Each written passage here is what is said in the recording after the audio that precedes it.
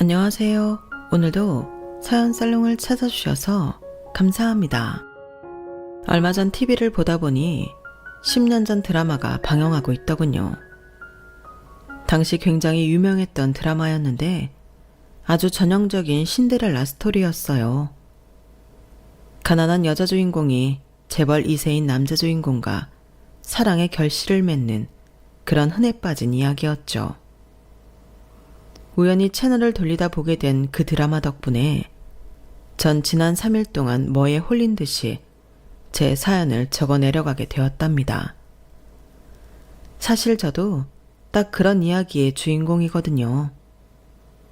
어느 날 갑자기 재벌 2세급으로 부자였던 남자를 만나면서 온갖 시련과 역경을 이겨내는 그런 전형적인 신데렐라 스토리 말입니다. 지금부터 제 이야기를 가감없이 들려드릴게요. 저는 누구나 알만한 브랜드 카페의 매니저로 7년 동안 일하고 8년째 되는 해에 점장이 되려고 준비 중에 있었어요. 부모님은 두 분 다 바닷가 마을 근처에 사셨고 저는 홀로 대학교 때부터 서울 생활을 해왔기 때문에 늘 생활고에 시달릴 수밖에 없었죠. 바리스타 월급은 생각보다 굉장히 작고 또 업무 자체도 힘든 편이었기에 전 다른 진로를 생각하기보다는 차라리 일하던 곳에서 한우물을 파서 점장까지 달려봐야겠다는 일념 하나로 8년 차까지 버틴 거였죠. 그런데 그 시기에 남자를 만나게 된 거예요. 저보다 5살이 많았던 그 사람은 제가 일하던 건물에서 일하던 사람이었죠. 둘 다 같은 건물에서 오래 일했기 때문에 얼굴은 알고 있었는데 나이며 이름이며 직업은 전혀 모르다가 그 남자가 저에게 먼저 말을 걸어오며 가까워지게 되었어요. 처음엔 가벼운 아침 인사로 시작했는데 점점 이름도 나이도 알게 되면서 밖에서 식사까지 하는 사이로 발전하게 된 거죠. 그렇게 그 남자와 저는 서서히 연인 사이가 되었고 연애한 지 1년 만에 결혼을 약속하게 되었답니다. 사실 전 연애할 때 남편이 그렇게까지 부자인 줄은 몰랐어요. 저보다 여유가 있어 보이긴 했지만 그렇다고 제가 일하던 건물을 소유하고 있는 사람일 줄은 몰랐죠. 사실 연애할 땐 오히려 소소한 데이트를 많이 한 편이라서 서로 소박한 취향이 잘 맞는다고 생각했었거든요. 그런데 남편은 그 건물 말고도 건물을 2채나 더 소유하고 있었고 시어머니 되실 분은 더 많이 가지고 계시다고 하더군요. 심지어 남편이 일하는 회사를 운영하는 사람이 시어머니셨고요. 그걸 알게 된 것도 충격이었는데 시어머니께 따로 연락이 왔을 때는 얼마나 놀랐겠나요? 전 제 번호를 가르쳐 드린 적도 없는데 말이에요. 시어머니는 결혼 전에 마감을 마친 저희 매장에 오셔서 드라마 속 장면처럼 제게 얘기하셨습니다. 단도직입적으로 말하죠. 난 그쪽이 내 며느리가 되는 게 마음에 안 드네요. 1년 사귀었다고 했나요? 어차피 얼마 만나지도 않았는데 이쯤 하고 헤어져요. 제가 어머님 마음에 잘 안 든다는 거 잘 알고 있습니다. 그렇지만 저희 정말로 서로를 사랑하고 있고 서로에게 힘이 되어주고 있어요. 어른들이 반대하는 결혼에는 다 그만한 이유가 있다는 말 안 들어봤나요? 그쪽은 우리 아들이랑 좋은 인연이 될 수 없어요. 저희 그동안 사귀면서 서로 의견 부딪히는 일 있으면 대화로 잘 해결해 오곤 했어요. 앞으로 평생 한 번도 싸우지 않고 알콩달콩하게 지낼 수만은 없겠지만 그래도 무슨 일이 있어도 서로 잘 극복해 나갈 수 있을 거예요. 이해를 못하는군요.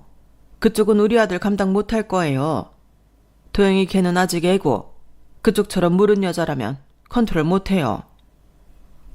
아니에요, 어머님. 도영씨 그래도 생각이 참 깊은 사람이고 저도 보기보다 무른 사람은 아니에요.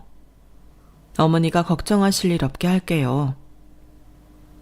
다행히 물을 맞거나 돈 봉투를 받는 상황까지는 생기지 않았지만 시어머니는 한참 더 불만을 표하다가 가셨어요. 그리고 나중에 시어머니가 왔다 갔다는 얘기를 전해 들은 남편이 저에게 앞으로는 이런 일 없을 거라고 미안하다며 사과를 했어요. 하지만 남편의 다짐이 무색하게 얼마 뒤 시어머니는 저희 둘을 동시에 부르셨죠. 저는 정말 이번에야말로 제대로 단판을 지으시려나 보다 생각했는데 놀랍게도 시어머니는 저희 결혼을 허락해 주셨어요. 대신 지켜야 할 게 아주 많았죠. 내 며느리가 되면 일단 결혼하고 2년 동안은 우리 집에서 같이 살아야 한다. 2년 동안 가르칠 게 아주 많아. 우리 집은 무조건 아침 7시에 식사를 해야 된다. 아침 식사는 소화가 잘 되는 메뉴로 적당히 먹는 게 좋아. 밥, 국, 그리고 반찬 3-4가지 정도이니 일하시는 이모님 따라서 배우면 금방 적응할 거다. 네, 어머님 걱정 마세요. 저 요리 원래 좋아해서 잘할 수 있어요. 제일 중요한 건 2년 뒤에 나가 살면서도 반드시 이걸 지켜야 한다는 거야. 하루의 시작이 어그러지면 이후 일정과 컨디션까지 다 어그러지게 되는 게야. 그리고 도영이가 퇴근하고 집에 들어오면 반드시 나한테 도영이가 집에 들어왔다고 연락하도록 해. 네, 알겠습니다. 잠깐만. 갑자기 내 퇴근 시간은 왜? 하라면 해. 결혼만 시켜준다면 뭐든지 하겠다며. 그리고 이세 계획은 사업 일정 보고 나서 정하거라. 내가 괜찮다고 한 기간에 병원에서 날짜 잡고 진행하도록 해. 무슨 일이 있어도 사업에 지장이 가게 하지는 말거라. 네, 알겠습니다, 어머님. 어머님 실망시켜드리는 일 없게 할게요. 저희는 그렇게 시어머니의 허락을 받고 결혼식을 올렸어요. 결혼식도 어머니가 정해준 날짜에 정해준 예식장에서 진행해야 했죠. 저희는 결혼식을 올린 뒤 3개월 후에야 신혼여행을 갈 수 있었는데 그 역시도 시어머니가 정해준 일정대로 움직인 거였어요. 그나마 신혼여행을 간 현지에서는 저희끼리 편하게 있을 수 있었네요.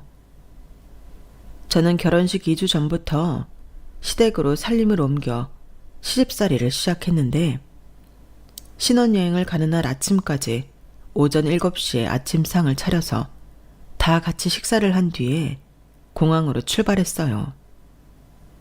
이 정도만 들어도 제 시집살이가 어땠을지 감이 오시지 않나요? 그야말로 계모와 언니들에게 구박을 받는 부엌대기 신세. 그 이하도 이상도 아니었어요. 시댁에서 일하시는 도우미 이모님들 역시 저에게 아무런 정을 붙이시지 않고 사무적으로만 대하셨거든요. 게다가 이모님들마저 저에게 일을 가르치시는 입장이다 보니 결국 저에게 지시를 내리는 사람들 중 하나에 불과했어요. 하지만 처음 약속했던 대로 딱 2년만 버티면 끝날 일이었기 때문에 전 악착같이 버텨냈습니다. 매일 아침 5시에 일어나서 하루를 시작하고 원래 제가 다니던 직장도 그대로 다니며 집안에서 시키는 일까지 전부 완벽하게 해내며 버텼어요. 심지어 배탈이 난 날에도 최대한 티를 내지 않고 묵묵히 해야 할 일들을 해냈죠. 약속했던 2년이 지나자 시어머니는 정말로 저희에게 새 신혼집을 마련해 주셨어요. 처음에 당부했던 것 잊지 말아라. 여기서 나간다고 흐트러질 생각 말고 하던 거 그대로만 해. 너희 집에 방문할 땐 굳이 미리 연락하지 않을 테니 알겠어? 그리고 네 남편 퇴근도 잊지 말고 매일 알리거라. 네, 어머님. 지금까지 해왔던 대로 그대로 할게요. 걱정 마세요. 저 하루도 흐트러지지 않고 잘 해냈잖아요. 그리고 너희 둘 산부인과 검진받고 오너라. 이번 3분기쯤에 날짜를 잡자꾸나. 네, 어머님. 감사합니다. 저희 부부는 서울 한복판에 33평짜리 고급 아파트로 신혼집을 차렸고 남편과 저는 드디어 둘만 살게 된 것에 뛸 듯이 기뻐했어요. 처음 신혼집에서 단둘이 잠에 들 때 남편은 절 꼭 안아주며 말했죠. 여보, 그동안 너무 고생했어. 이제 앞으로는 우리끼리 자유롭게 사는 거야. 이제 정말로 엄마는 신경 쓰지 마. 그렇다고 어떻게 집에서 나오자마자 바로 그래. 난 지난 2년 동안 힘들긴 했지만 솔직히 어머님 정말 대단하다고 느꼈어. 그 연세에 아마 나보다 더 체력적으로 힘드셨을 텐데 나랑 똑같이 자고 일어나시면서 하루도 안 거르고 부지런하게 사시잖아. 나는 나도 나름대로 그동안 성실하게 살아왔다고 생각했는데 어머님은 차원이 다르시더라. 엄마는 엄마고 당신은 당신이지. 당신 원래 아침잠도 많은 편이라고 했잖아. 이젠 나랑 있어서 괜찮으니까 편하게 지내. 남편은 그렇게 말해주었지만 저는 그럴 수가 없었어요. 이미 2년 동안 아침 일찍 일어나던 게 습관에 배어버려서 시댁에서 하던 대로 살림을 꾸려나갔죠. 매일 카페 일을 하듯 그렇게 정해진 대로 살림을 해나가는 게 몸에 배니 오히려 그게 편해진 거죠.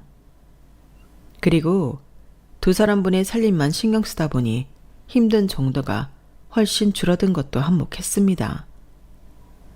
여유가 생긴 저는 아침 일찍 식사 준비를 다 한 뒤 남는 자투리 시간을 활용해 틈틈이 개인 사업을 위한 공부도 시작했어요. 언제까지 카페 점장으로 일할 수는 없는 노릇이고 아이 계획까지 세운 이상 좀 더 장래가 밝은 일을 하고 싶었거든요. 사실 저는 스스로 굉장히 건설적인 사람이 된 게 뿌듯하고 좋았어요. 그런데 이게 저희 부부의 불화의 원인이 될 줄은 꿈에도 몰랐어요. 자그마한 불씨가 생겨난 것이었죠. 문제는 남편이 점점 일어나는 시간이 늦어지면서부터였습니다. 남편은 아침에 다른 일 없이 그저 6시 30분에 일어나 씻고 와서 수저 들고 밥만 먹으면 되는데 그걸 자꾸 놓치는 거예요. 제가 남편을 아무리 깨우려고 해봐도 남편은 5분만 10분만 더 자겠다며 고집을 부렸어요. 저희끼리만 아침을 안 먹기로 하고 넘어갈 수 있으면 그렇게 하겠는데 남편이 출근을 해서 자꾸 입에 대지 않던 간식을 입에 대니 시어머니께 단박에 연락이 오더군요. 아침 안 차려줬냐면서요. 결국 저는 시어머니께 엄청난 잔소리를 듣게 됐고 이후에도 한참이나 고개를 조아린 후에야 겨우 통화를 끊을 수가 있었어요. 그리고 그때부터 남편을 어떻게든 부엌으로 질질 끌고 와서 아침을 먹이기 시작했죠. 저의 눈물겨운 노력에도 남편은 좀처럼 협조를 하지 않았고요. 사실 남편은 협조를 안 한 정도가 아니라 아예 작정을 하고 시어머니 말을 어기려 들었어요. 처음부터 시어머니가 아이 계획은 산부인과를 다녀와서 진행하라고 했는데 자꾸만 그걸 어기려고 했죠. 제 입장에서는 난감할 수밖에 없었습니다. 시어머니 말씀을 어기면 다시 시댁으로 돌아가게 될까봐 걱정이 됐고 남편과 자꾸 의견 충돌이 잦아지면 집안 분위기가 좋지 않았으니까요. 왜 자꾸 마음대로 못하게 하는 거야? 우리가 2년차 부부인데 아이가 언제 생기든 그게 뭐가 이상하다고. 그런 것까지 엄마 맘대로 하는 게 이상하잖아. 그럼 당신이 어머님께 가서 말씀을 드려. 그럼 나더러 중간에서 뭘 어쩌라는 거야. 엄마한테야 적당히 이만저만하게 됐다고 둘러대면 될 거 아니야. 그런다고 어머님이 넘어가실 분이셔? 이 집도 당신 직장도 전부 어머님이 해주신 건데 내가 어떻게 어머님한테 그렇게 말씀을 드리냐고. 내가 말한다고 엄마가 들을 것 같아? 그러니까 적당히 유도리 있게 빠져나가라는 거잖아. 당신이 잘 말씀을 드리면 되잖아. 맨날 어머님 앞에선 입도 뻥긋 안 하면서 들으실지 안 들으실지 어떻게 알아? 그렇게 당신 마음대로 하고 싶으면 당신이 단판을 짓고 오던지 하라고. 난 못해. 그리고 괜히 어머님한테 찍소리 못하는 거 나한테 풀지 마. 내가 만만해? 뭐? 내가 뭘 찍소리 못해. 말 그따구로 할래? 당신 말대로 이 집 전부 우리 집 돈이야. 어디서 싸가지 없이. 이런 일이 잦다 보니 저는 스트레스를 받는 날이 하루 이틀이 아니었어요. 그렇게 싸우고 나서 남편이 먼저 화해를 해오긴 했지만 남편과 단둘이 지내는 생활은 예상했던 것보다 아름답지가 않았죠. 오히려 시어머니와 함께 살며 남편이 찍소리 못하던 때가 부부금슬은 더 좋았을 정도였으니까요. 결국 저희 부부는 시어머니가 정해주신 시기에 병원에서 날짜를 받아와 첫째를 낳게 되었어요.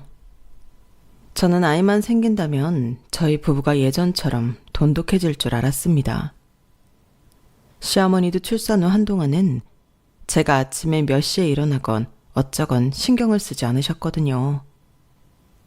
아침마다 기분 상해가며 남편을 억지로 깨울 일도 없고 비임을 한 해 만에 실랑이를 벌일 일도 없으니 싸울 일도 없었죠. 게다가 저희 첫째 아들은 정말 남편을 똑 닮아 있었어요. 왜 남자들이 자신을 똑 닮은 자식한테는 애정이 남다르다고 하잖아요. 하지만 저희 남편은 그러질 않았어요. 왜인지 모르게 아이한테 차가운 느낌이었죠. 웃으면서 귀엽다고도 해주고 저에게도 고생했다고 해주는데 한 가족이 아닌 직장 동료가 칭찬하는 느낌이었어요. 조리원에서도 다른 아이 아빠들은 오며 가며 아이를 구경하거나 품에 안을 때도 세상 소중하게 안는데 남편은 아이를 잘 쳐다보지도 않았죠. 오히려 시어머니가 아빠가 줄 사랑을 대신 주는 듯이 아이를 예뻐해 주셨어요. 저는 남편의 도움은 하나도 못 받은 채 오랫동안 다니던 직장을 관두고 집에서 시터와 함께 육아를 해야만 했답니다. 아이가 아직 돌도 지나지 않았을 때부터 남편이 가정에 집중하질 않으니 저는 매일같이 속이 상했죠. 그리고 그 즈음부터 남편은 자주 집에 늦게 들어왔어요. 그러면서 저에겐 시어머니한테 몇 시에 집에 들어왔다고 말하라며 거짓말을 시켰죠. 전 처음엔 싫다고 거부하며 이 일로 또 몇 번이나 부부싸움을 했어요.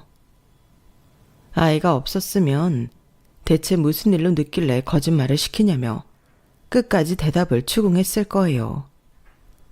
하지만 애 키우느라 정신이 없으니 싸워봤자 정신만 피폐해질 뿐 얻는 건 없었죠. 결국 전 그때부터 남편이 시키는 대로 거짓말을 하게 되었어요. 저도 그때쯤엔 에라 모르겠다 싶은 심보이기도 했고요. 그리고 3년 후 저희는 이번에도 시어머니가 정해주신 시기에 똑같이 병원에서 날짜를 받아와서 둘째 딸을 낳았어요. 둘째 딸 역시 제 아빠랑 판박이처럼 똑같이 생긴 아이였죠. 딸은 절 닮았으면 싶은 생각이었는데 저는 내심 아쉬운 마음이 들었네요. 둘째 딸을 출산할 때 남편은 연락을 받고도 병원으로 바로 달려오질 않았어요. 출산이 다 끝나고 병실로 옮겨진 뒤에야 느긋하게 도착했죠. 저는 이미 남편에게 서운함이 이만저만 아는 게 쌓였습니다. 하지만 가족이라는 게 참 먼지 서운할 마음을 토로할 시간은 점점 없어져만 가고 둘이 역할을 나눠서 해치워야 하는 일들만 자꾸 생기더군요. 둘째 출산 후에도 이것저것 일적인 말만 나눴지 제 서운한 마음을 터놓을 시간은 없었어요. 그렇게 서운한 마음을 눌러 참으며 몸을 풀고 있을 때였어요. 둘째 출산 직후부터 3일 내내 말도 안 하고 조용하던 남편이 벼랑간 퇴근하고 조리원으로 오더니 저에게 무서운 표정을 하고 다가오는 거였어요.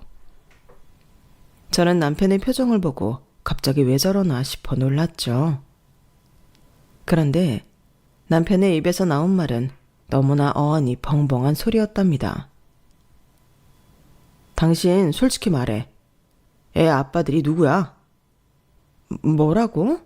애 아빠가 누구냐니? 누구애? 시치미 떼지 말고 똑바로 말해. 애들 아빠가 대체 누구냐고. 갑자기 버럭 소리를 지르면서 씩씩거리니까 저는 화들짝 놀랐죠. 하지만 뭐라 변명을 할 수가 없었어요. 아니, 애당초 아무런 말을 할 수가 없었어요. 이 상황이 저도 논리적으로나 이성적으로나 이해가 가고 납득이 되어야 화가 나든 변명을 하든 할 텐데 너무 뜬금이 없고 황당한 소리를 듣다 보니 할 말이 떠오르질 않았어요.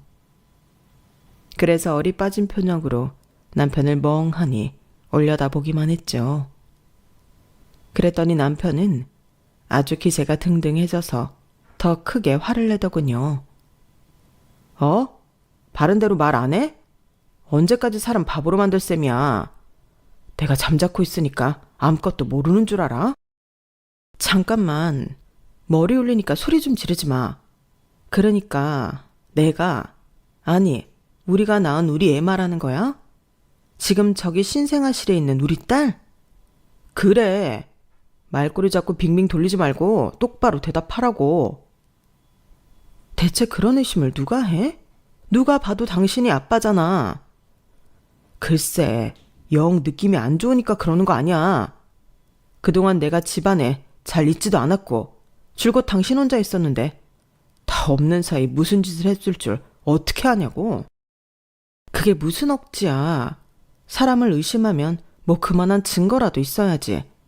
어떻게 이렇게 밑도 끝도 없이 역정부터 내고 봐? 나 참 너무 어이가 없고 황당하니까 무슨 말도 제대로 안 나오네. 나 사업하는 사람이야. 내가 사람을 얼마나 많이 보고 만나고 다니는데 딱 보면 알지. 아무래도 당신 내가 제대로 검증을 해봐야겠어. 도저히 믿을 수가 있어야지.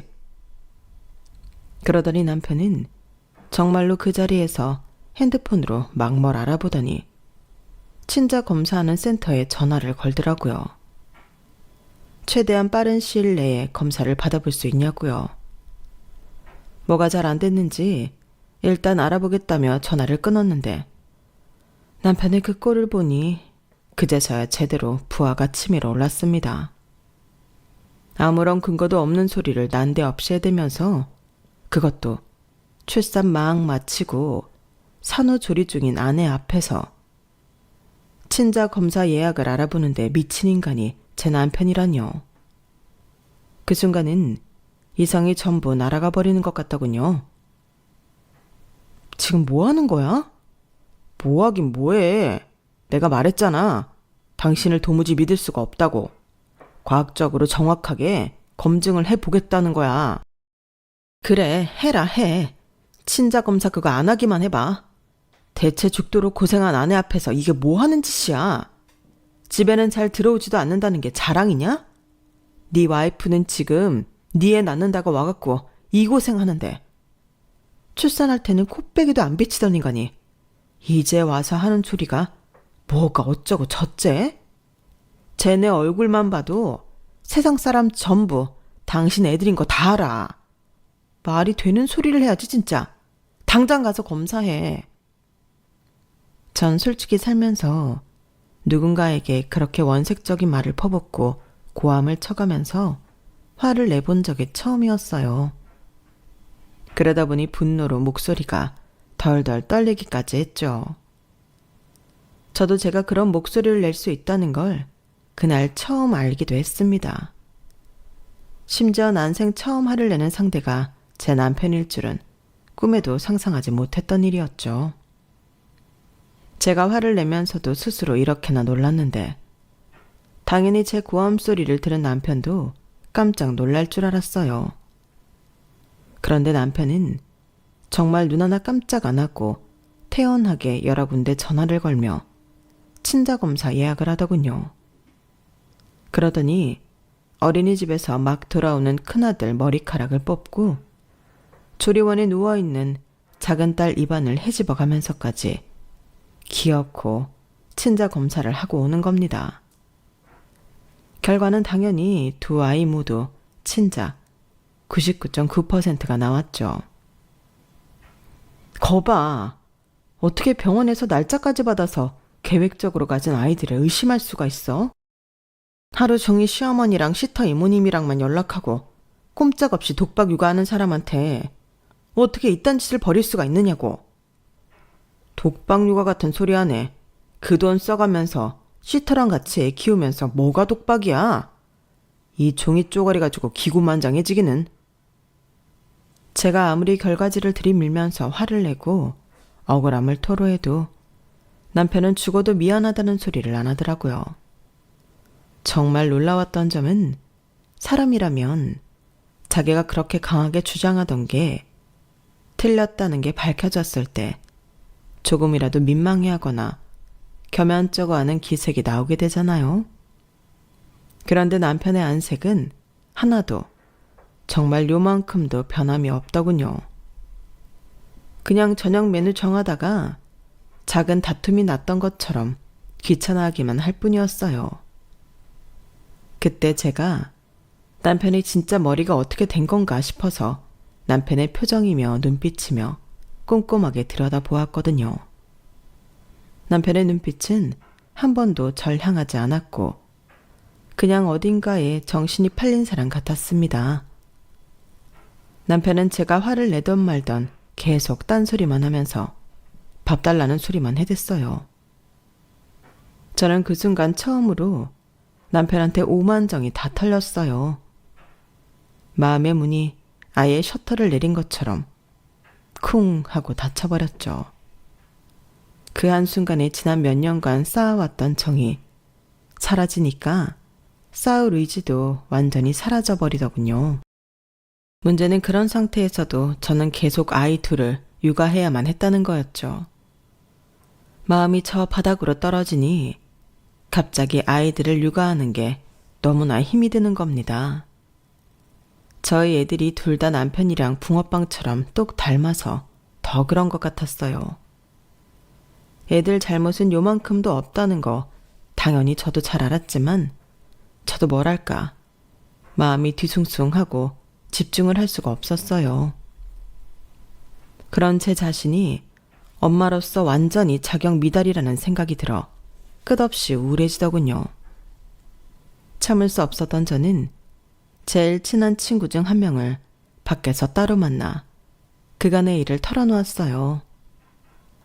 남편에 대한 것들보다도 아이들을 키우는 엄마로서 자격이 없는 저에 대한 고민이 크다고, 애들 일 봐도 마음이 예전 같지 않다고 힘들게 고백했는데 친구는 심각한 표정으로 그렇게 물어봤어요. 근데 네 남편 일부러 자기한테 정 떨어지게 하려고 그런 짓 하는 거 아니야? 네 얘기 들어보면 그것밖에 답이 없는 것 같은데 자기한테 득들 행동을 하는 것도 아닌데 그렇게 태어나다면 일부러 네 입에서 이혼 얘기 먼저 나오게 하려고 그러는 것 같아. 위자료 같은 거 안 주고 깔끔하게 합의 이혼하고 싶어서. 친구의 말에 저는 뒤통수를 맞은 것처럼 머리가 얼얼한 느낌이 들었어요. 친구의 말이 너무나 일리가 있었거든요. 그동안 왜 이런 생각을 못했을까? 스스로가 바보같이 느껴질 정도였죠. 어쨌든 애들에 대한 건 걱정하지 마. 감정은 일시적인 거고 애들을 책임지려는 네 책임감은 변하지 않을 거야. 안 그래? 지금 네 남편이 그러고 있는데 어느 여자가 제정신으로 육아하고 살림하겠니? 그런 마음이 든다고 네가 나쁜 엄마인 건 아니야. 실제로 나쁜 행동은 하지도 않았으면서. 넌 지금 그런 고민으로 끙끙대고 있을 때가 아니라 네 남편을 좀 제대로 파악하는 게 급선무겠다. 조금이라도 필요할 것 같으면 변호사 비용도 아끼지 말고 적극 활용해. 힘내고 언제든지 나 필요하면 연락해. 친구는 절 위로하고 응원해주며 그렇게 헤어졌어요. 저는 친구를 보내고 돌아오는 길에 갑자기 뇌가 팽팽하게 돌아가는 듯 했죠. 그동안 제가 너무 순진하고 안일했구나 싶었고, 이제라도 남편의 실체를 샅샅이 밝혀내야겠다는 생각이 들게 되었습니다. 그래서 그 자리에서 바로 시터님께 연락을 드려서 일주일만 근무 시간을 2배로 늘려달라고 부탁했어요. 추가 비용은 얼마든지 더 드리겠다고 부탁을 드렸죠. 다행히 시터님과 평소 친하게 지냈던 터라 시터님은 흔쾌히 그러겠다고 하셨고, 저는 일주일 동안 남편의 뒤를 밟기 시작했습니다. 그 결과는 허탈하기만 했죠. 단도직입적으로 말씀드리자면 남편은 저 몰래 바람을 피고 있었어요. 그래서 그동안 퇴근을 4시에 하건 7시에 하건 집에는 무조건 10시가 넘어서 들어왔던 거였죠. 제가 정말로 놀랐던 건 외도 사실보다는 외도 상대였어요. 사실 일주일 동안 미행을 하면서 외도의 상태를 알아내기가 정말 쉽지 않았는데요. 힘들게 알아낸 남편의 외도 상대는 바로 시어머니의 비서였습니다. 저도 시댁에 살 때 몇 번이나 얼굴을 봤던 사람이었고 전혀 외도 같은 건 하지 않을 것 같이 생긴 여자였어요. 그런데 남편과 정말이지 하루가 멀다 하고 붙어 다니더군요. 저는 시터님께 일주일을 더 부탁드리고 돈을 더 얹어드렸어요. 그리고 두 사람의 불륜 증거를 모으기 시작했죠. 감정은 오래전에 메말랐고 저에겐 그저 차가운 분노만 남아있었어요. 그래서 일을 하기가 더 쉬웠을지도 모르겠네요. 저는 변호사님의 도움을 받아 법적 증거로 쓸 수 있는 증거는 전부 긁어모았습니다. 그리고 이건 변호사님이 하지 말라고 했지만 남편의 자켓에 누군기도 몰래 넣어놓았어요. 그렇게 작정하고 남편을 털다 보니 저는 생각보다 더 무서운 사실을 알게 되었어요. 하루는 남편이 외도 상대와 대화하는 걸 몰래 듣는데 이 두 금수들이 온몸에 소름이 돋을 정도로 경악스러운 대화를 나누는 겁니다. 자기, 오늘은 왜 이렇게 늦게 왔어? 아까운다더니. 아, 몰라. 놓친 애가 자꾸 쓸데없는 일 2번, 3번 시키더라고. 이제 정말로 노망이 들 때가 됐지 뭐. 젠장. 나도 매일매일 지겨워 죽겠어. 도대체 얼마나 더 준비해야 하는 거야? 조금만 더 참아. 이 짓거리도 얼마 안 남았어. 나는 그 건물이며 재산들 전부 다 내 거 된다고 생각하면 까짓 거 똑같은 일 계속하는 것쯤이야. 몇 번이나 더 해줄 수 있어. 난 아니야. 슬슬 한계야. 서류 처리는 다 돼가? 내가 누군데? 그 정도쯤이야. 이제 정말 얼마 안 남았어. 진짜 한 방에 전부 뺏어올 거야. 그나저나 자기는 대체 언제 이혼해? 저번 달에 이혼한다더니 아직도 강간무소식이네? 미안. 타이밍을 놓쳤어. 그래도 조만간 반드시 이혼할 테니까 걱정 마. 이제 와이프도 나한테 감정이 식어버린 상태니까. 나야말로 정말 얼마 안 남았어. 어씨, 애들은 어떡하냐? 애들이 무슨 상관이야. 그냥 내치던가 하면 되지. 그래도 최대한 저렴하게 이혼하고 싶으니까 그렇지. 애 둘이면 양육비로 얼마가 깨지는지 알아? 애들을 아예 데리고 오던지 우리가 키운다고 하고 그쪽한테 양육비 받으면 되잖아. 그리고 어디 기숙학교 같은 데 보내버리면 되지. 아, 그러네. 그래도 되겠네. 그럼 최대한 빨리 이혼해볼게. 그리고 이거 받아가. 뭔데? 놓친 내 핸드폰에 이 프로그램 깔아. 그럼 우리가 핸드폰 해킹해서 돈이든 뭐든 다 뺏어올 수 있으니까. 오, 오케이. 알았어. 두 사람은 시어머니의 뒤통수를 치고 저와 아이들을 길바닥에 내칠 계획을 하고 있었어요. 심지어 이미 상당히 많은 준비를 마친 것 같았죠. 다른 건 몰라도 제 아이들을 어디로 보내니 마니 하는 파렴치한 소리를 들으니 손이 부들부들 떨릴 정도로 화가 나더군요. 이 내용을 전부 알게 된 이상 저 역시 곱게 이혼해줄 마음은 추호도 없었습니다. 저는 변호사와 매일같이 상담을 하며 이 짐승만도 못한 년놈들을 제대로 보내버릴 계획을 했어요. 그렇게 며칠이 흐른 뒤 남편은 평소보다 일찍 퇴근을 하더군요. 그런데 웬일로 시어머니와 함께 들어온 거예요. 전 본능적으로 오늘 뭔 짓을 저지르나 보다 생각하고 잔뜩 경계를 하고 있었습니다. 겉으론 여느 때와 다르지 않은 저녁이었지만 마치 폭풍 전야와 같았어요. 저는 저녁 식사를 마치자마자 큰아들은 일찍 아이 방으로 올려보냈는데요. 문제는 작은 딸이었어요. 아직 신생아였던 작은 딸이 갑자기 우는데 제가 딸아이가 우는 원인을 찾는데 조금 시간이 걸린 거예요. 체감상 한 10분쯤 걸린 것 같았죠. 잠깐 근처 마트에 가셨던 시터님이 후다닥 오셔서 젖병을 물려주고 나서야 울음을 멈출 수 있었어요. 그런데 갑자기 남편이 그 모습을 보더니 절 손가락질 하더군요. 마치 시어머니한테 보라는 듯이 절 하자 있는 아내로 몰고 갔어요. 눈치 빠른 시터님은 둘째를 안고 후다닥 아이 방으로 몸을 피하셨고요. 이거 봤어? 이 여편 내 지금 하는 꼴 봤냐고. 일도 안 하고 돈도 안 버는 주제에 꼴랑 하는 건 집에서 애 보는 것밖에 없으면서 시터가 없으면 아무것도 못한다니까. 꼴랑 애 보는 것밖에?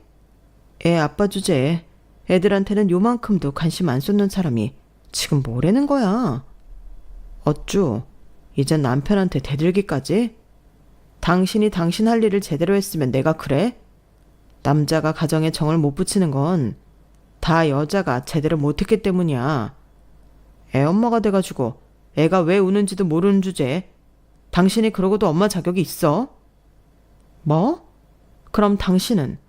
당신 말대로 나는 하루 종일 애랑 씨름하고 그러면서 당신 밥 차려줘, 옷 다려줘 할 거 다 하는데 당신이야말로 아침밥 먹고 나가면 백날 첫날 저녁 10시가 넘도록 집에 들어오지도 않으면서 지금 누구더러 부모 자격을 우는애?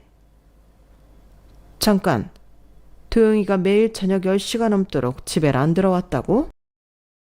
그 얘기가 왜 나와? 지금 당신 얘기하고 있잖아, 당신 얘기. 육아 제대로 안 하는 것도 다 배우자로서 의무를 다하지 못하는 거라고. 알아들어? 전후 사정을 전부 아는 상태에서 보니 남편 하는 짓이 빤했어요. 시어머니의 도움을 받아 절 유책 배우자로 몰고 가서 제 손에 안 보고 이혼을 하겠다는 거였죠. 시어머니가 남편 편을 들어서 2대1로 싸우면 전 힘 한번 못 써보고 질 게 뻔했으니까요. 아마 남편은 제가 시어머니를 무서워한다고 생각했을 겁니다. 물론 신혼 초기엔 제가 남편과의 가정을 지키려다 보니 시어머니 눈치를 많이 봤던 게 맞았으니까요. 하지만 지금 이혼을 목전에 앞두고 있는데 곧 남남이 될 시어머니를 제가 왜 무서워해야 하나요? 저는 남편에게 단 한마디도 지지 않고 맞불을 놓았고 남편의 입에서 유책 배우자라는 단어가 나오자마자 기회는 이때다 싶어서 모든 비밀을 폭로해버렸습니다. 배우자의 의무를 다하지 않은 건 당신이지. 당신은 외도를 했잖아. 뭐라는 거야? 내가 무슨... 어머님, 이거 들어보세요. 저는 그 자리에서 그동안 녹음해둔 두 연놈의 대화 내용을 크게 틀어버렸고 핸드폰 속에는 남편과 시어머니 비서의 충격적인 대화 내용이 흘러나왔습니다. 시어머니 재산을 빼돌리고 저와 제 아이들을 돈 한 푼 안 지어주고 버린다는 얘기들이요. 남편은 경악하는 표정으로 얼굴에 핏기가 싹 가시더군요. 시어머니도 적잖이 충격을 받으신 것 같았고요. 이건 조작이야. 내가 아니라고. 조작 같은 소리 하네. 어머님, 얘네들이 말한 것처럼 서류랑 재산들, 건물 명의며 보험, 유언장까지 싹 다 확인해 보세요. 이것들이 작정하고 회사 돈까지 이미 횡령해 가면서 일을 엄청나게 벌여놨어요. 이미 많이 손을 대놨을 거예요. 난 아니야. 난 정말 아니야. 그냥 조비서 어떻게 한번 해보려고 아무 소리나 맞장구 쳐준 것 뿐이야. 당신은 딴 여자 어떻게 해보겠다고 바람 핀 게 자랑이야? 그래. 내가 바람을 폈어. 그건 인정할게. 근데 무슨 이혼? 아니야. 난 이혼할 생각도 없었고 엄마를 어떻게 하려는 생각도 없었어. 그냥 당신이 자꾸 내 편 안 들고 엄마 편만 드니까. 정말이야. 그냥 그 여자 한번 꼬셔보겠다고. 짝! 시어머니가 횡설수설하는 남편의 뺨을 정말로 큰 힘으로 내리치셨습니다. 시어머니 연세도 있으신데 그런 힘을 내실 줄은 저도 상상하지 못했네요. 시어머니는 정말 호암 마마처럼 무서운 얼굴을 하고 남편에게 호통을 치셨죠. 이 금스만도 못한 놈아. 지금 그걸 변명이라고 하는 거냐? 이제 나이 40 처먹은 새끼가 이렇게 철딱선이 없고 못돼 처먹기만 해서는. 내가 너 이럴까봐 그렇게 붙들고 살았는데 기어이 사고를 치고 감히 내 뒤통수를 치려들어? 감히 나한테? 엄마, 잘못했어요. 엄마, 근데 진짜 나 아니야. 난 조비서가 진짜로 그런 짓 할 줄은 모르고 맞장구만. 닥쳐. 내가 널 키우면서 그동안 얼마나 많은 기회를 줬냐, 어? 남들이었으면 가져보지도 못한 부를 주고 어떻게 올바르게 살아야 하는지 그렇게 가르쳤는데도 넌 변하는 게 없어. 넌 정말 구제가 불가능한 놈이구나. 앞으로는 내 아들 지금 못 받고 살 줄 알아. 알겠냐? 사업이며 결혼이며 아주 나한테 기어오를 생각만 하더니 기어코 이 지경까지 막장을 달리는구나. 머리끝까지 화가 나신 시어머니는 그 자리에서 직원들을 불러 남편을 붙잡았어요.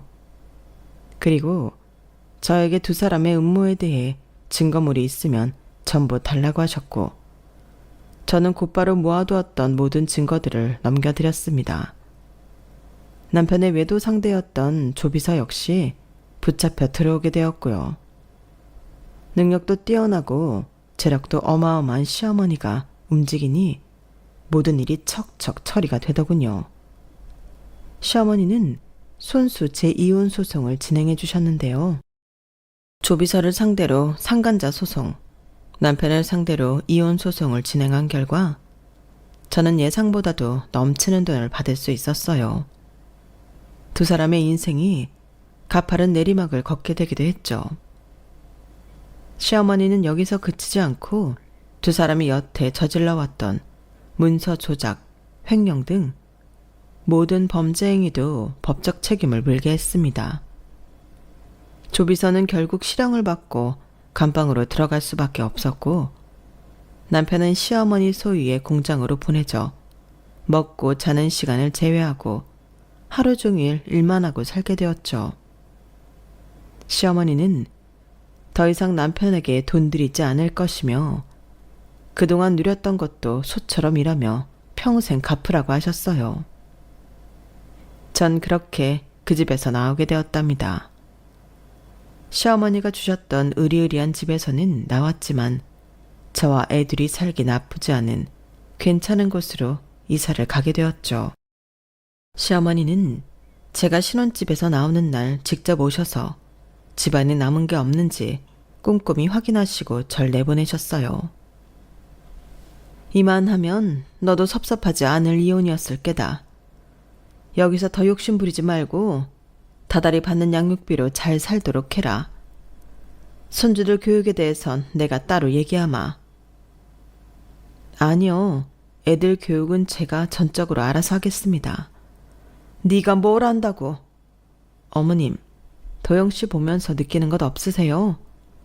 어머님이 도영씨를 어느 정도 헤아려주고 잘잘못을 가르쳤다면 그 인간이 그렇게까지 엇나가지 않았을 거예요. 제가 어머님 밑에서 몇 년 동안 살아보니까 원래는 주체적으로 잘 생각하며 삶을 꾸려왔던 저도 어딘가 모르게 점점 사고가 막히고 머리가 안 돌아가는 것 같았어요. 혼자서는 아무것도 못할 정도로 바보가 되어갔고 그래서 남편이 바람피고 있는 것도 뒤늦게 알았죠. 전 제 아이들 그런 식으로 키우고 싶지 않아요. 손주들 예뻐해 주시는 건 감사하지만 교육 문제는 터치하지 말아주셨으면 합니다. 시어머니는 제 말에 아무 대꾸도 안 하시고 가만히 계셨어요. 제 말 한마디에 그렇게 꼿꼿하신 양반이 하루아침에 당신 성정을 바꾸시거나 깨달음을 얻으셨을 거라고 생각하진 않아요. 그리고 그 모든 일이 끝난 후 저도 스스로 많이 반성한 부분이 있으니 저도 사실 남한테 뭐라고 할 사람은 아니고요. 다만 앞으로 자라날 우리 아이들은 우리 어른들과 같은 잘못을 저지르지 않기를 바랄 뿐이에요. 그렇게 저는 신데렐라 이야기에서 완전히 나오게 되었답니다. 이혼한 뒤로 남편과 시어머니는 단 한 번도 못 봤어요. 그래도 다달이 양육비는 끊기지 않고 나가고 있는 중입니다. 저는 예전부터 공부하고 알아보았던 작은 공간 사업을 하며 저희 세 가족 생활비만큼은 벌고 있어요. 앞으로 제가 아이들을 위해서 더 강한 엄마가 될 수 있게 응원 부탁드려요. 제 이야기 들어주셔서 고맙습니다. 항상 건강하시고 밝은 길만 걸으세요. 여러분, 사연 댓글에 응원과 현명한 조언 부탁드려요. 좋아요와 구독은 저에게 큰 힘이 됩니다. 오늘도 좋은 일 가득하세요.